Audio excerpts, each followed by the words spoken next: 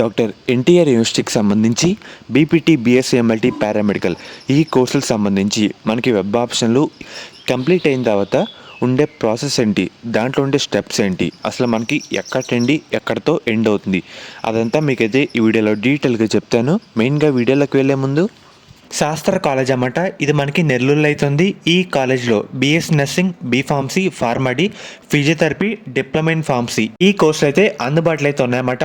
Seats కూడా మనకి available అయితే ఉన్నాయి. మనకి అడ్మిషన్ కౌన్సిలింగ్ ప్రాసెస్లో కూడా ఈ కాలేజ్ అయితే ఒకసారి వెరిఫై చేసి పెట్టడానికి అయితే ట్రై చేయండి అన్నమాట.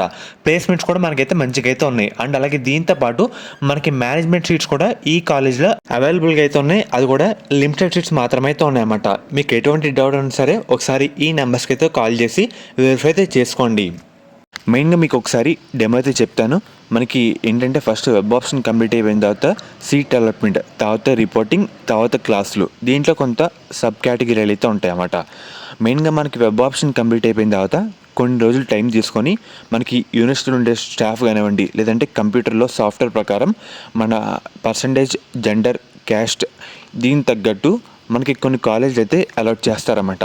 దాన్నే సీట్ అలాట్మెంట్ అని పిలుస్తారు. మనకి ఒక కొంత టైం తీసుకొని సీట్ అలాట్మెంట్ అయితే రిలీజ్ చేస్తారు. మనకి ఏ కాలేజీలో వచ్చిందని అప్పుడైతే తెలుస్తుందన్నమాట. ఇలా వచ్చిన తర్వాత ప్రతి ఒక్క విద్యార్థి యూనివర్సిటీ ఫీ కింద 5,600 అయితే పే చేయాలి. అలా చేస్తేనే మన సీట్ అలాట్మెంట్ ఆర్డర్ కాపీ అయితే మనకి ప్రింట్అవుట్ అయితే రావడం జరుగుతుందన్నమాట. అది చాలా ఇంపార్టెంట్. ప్రతి ఒక్కళ్ళు 5,600 అయితే రెడీ చేసుకోండి. ప్రతి ఒక్కరికి ముందుగానే చెప్తాను.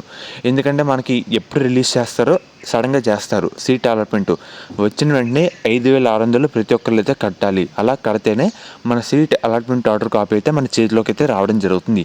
గుర్తుపెట్టుకోండి. చేతిలోకి వచ్చిన తర్వాత మనకు వచ్చిన కాలేజ్లో ఓకే అని అనుకుంటే మీరైతే రిపోర్టింగ్ చేయాలి. రిపోర్టింగ్ చేసే సమయంలో మన ఈ ఆర్డర్ అయితే కావాలి, సీట్ అలాట్మెంట్ ఆర్డర్ కావాలి. దాంతోపాటు కొన్ని డాక్యుమెంట్స్ అయితే కావాలి. ఆ డాక్యుమెంట్స్ ఏంటో మీకు సపరేట్ ఇంకో వీడియో అయితే చేస్తాను.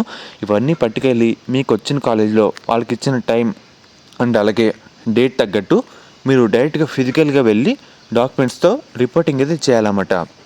వాళ్ళకి సబ్మిట్ అయితే చేయాలి. వాళ్ళు వెరిఫై చేస్తారు. వెరిఫై చేసి మీరైతే తీసుకొని అయితే రండి అన్నమాట. దాని తర్వాత మనకి ఏంటంటే రిపోర్టింగ్ డేట్స్ అయిపోయిన తర్వాత క్లాస్ అయితే స్టార్ట్ అయితే కావడం జరుగుతుంది. ఇది ప్రాసెస్ అన్నమాట. మనకి ఈ విధంగా అయితే ఉంటుంది.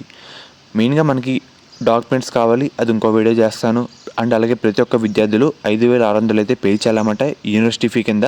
అప్పుడే మనకి రావడం జరుగుతుంది.